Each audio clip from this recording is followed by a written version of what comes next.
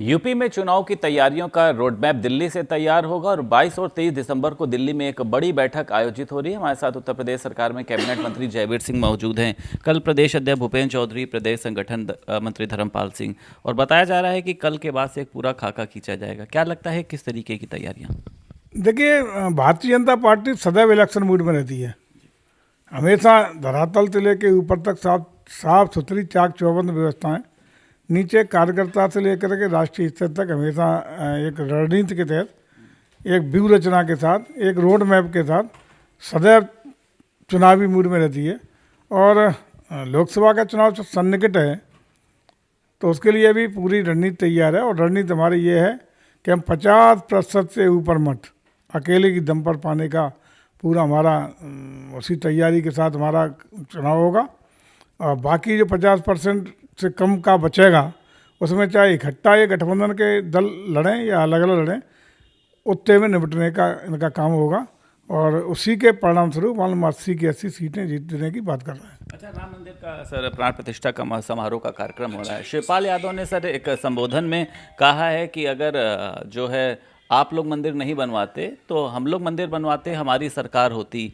तो आप किस तरीके से देखते हैं उनके बयान को? उनकी सरकार भी सर रही थी। देखिए, मंदिर बनवाने का काम तो ट्रस्ट कर रहा है, न्यास कर रहा है, और माननीय उच्चतम न्यायालय के निर्णय के अनुरूप उसके परिपालन में मंदिर बन रहा है। न सरकार ने कोई अपना निर्णय थोप दिया है। ये चूँकि वहाँ मंदिर भगवान राम का था, वो अस्तित्व था, मंदिर को तोड़ के मस्जिद बनाने का काम हुआ था, उसको माननीय सुप्रीम कोर्ट ने स्वीकारा और उसी आधार पर मंदिर बनाने के आदेश पारित हुए। ट्रस्ट बना करके पूरे देश और दुनिया के जितने भी सनातन संस्कृति के मानने वाले लोग हैं उनके सहयोग से मंदिर का निर्माण हो रहा है। और सहयोग इतना कि जितना पैसा शुरू में मंदिर के नाम पर जब चंदा ट्रस्ट ने मांगा तो जो चंदा इकट्ठा हुआ वो चंदे से आज तक हाथ ही नहीं लग पाया। इतना पैसा रनिंग में आ रहा है, इतना पैसा श्रद्धा भाव से लोग दे रहे हैं देश और दुनिया के, कि उसको भव्य दिव्य मंदिर भी बन रहा है, स्वर्ण रजित किवाड़ और दरवाजे भी लग रहे हैं, अभूतपूर्व रूप से सारे निर्माण कार्य हो रहे हैं। उसके बावजूद भी धन की कोई कमी नहीं हो रही है। ये सिद्ध करता है कि सनातन संस्कृति का सम्मान, लोगों की आस्था भावना कितनी जुड़ी हुई है। ये राजनीतिक विषय नहीं है।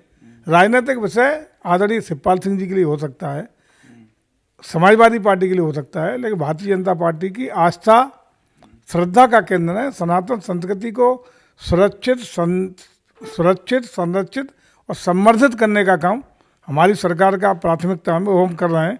लेकिन हमारा आस्था का विषय है, राजनीतिक विषय नहीं है। लेकिन पार्टियां सर देखिए पहले भी ये कहती थी कि आप लोग कहते हैं मंदिर वहीं बनाएंगे, तारीख नहीं बता देंगे, अब तारीख भी बता दी है। तो आपको लगता है कि विपक्ष के अंदर एक खलबली मची हुई है इसको लेकर? निश्चित रूप से, क्योंकि वो लोग जो सनातन संस्कृति को केवल कोसने का काम, नकारने का काम न सिर्फ करते थे बल्कि मंदिर के आसपास जाने से भी परहेज करते थे। न्यायालय में जिन लोगों ने सुप्रीम कोर्ट में जाकर के भगवान राम का अस्तित्व नकारने का काम किया, ये थी लोगों की परंपरा, ये थी विपक्ष की भूमिका, ये थी सनातन संस्कृति के प्रति विपक्ष की भावना, जिसको जनता ने नकार दिया। आज जनता के सामने नतमस्तक होकर उन्हीं मंदिरों में जाकर के मत्था टेकने के, घुटनों के बल बैठने का काम वही विपक्ष के लोग कर रहे हैं। ये है सनातन संस्कृति की जीत, और इसका श्रेय किसी को जाता है तो आदरणीय मोदी जी के नेतृत्व में भारतीय जनता पार्टी को जाता है, जिन्होंने आस्था को सम्मान दिया, जिन्होंने भावना को सम्मान दिया, जिन्होंने देश की संस्कृति को सम्मान देते हुए पूरे विश्व में उसका फैलाव करने का काम किया है। और उसी से नतमस्तक होकर के आज ये विपक्ष चाहे बयान दे रहा हो, हम मंदिर बनवाते, हम ये करते, हम वो करते, चाहे वो यात्रा की शुरुआत करने का काम मंदिरों से अपना शुरुआत कर रहे हैं, ये सब उसी की देन है कि चूँकि भारतीय जनता पार्टी के प्रयास से, हमारे नेताओं के प्रयास से आज समाज में जागरूकता आई, सनातन संस्कृति का आज बचाव हुआ, संरक्षण हुआ और उसका संवर्धन करने का काम हो रहा है। ये इसके लिए आदरणीय मोदी जी को बधाई, पूरी पार्टी को बधाई देश की जनता की ओर से। सर, जिस तरीके से ये चर्चा चल रही है कि कांग्रेस जो है वो मायावती को विपक्षी गठबंधन में शामिल कराना चाहती है, लेकिन अखिलेश यादव वहीं पर अपने आप को असुरक्षित महसूस कर रहे हैं कि अगर वो आएंगी तो हमारी अहमियत जो है वो कम हो जाएगी। देखिए, निश्चित रूप से ये आपस में एक दूसरे के वोट को छीनते झपटने की बात चल रही है। ये इनको अखिलेश जी को लगता है कि समाज का जो उनका अपना वोट था बहुजन समाज पार्टी का, वो चूँकि बहुत कमज़ोर हो रही है, तो कांग्रेस अपने साथ खींचना चाहती है उस वोट को, जो बसपा का वोट था।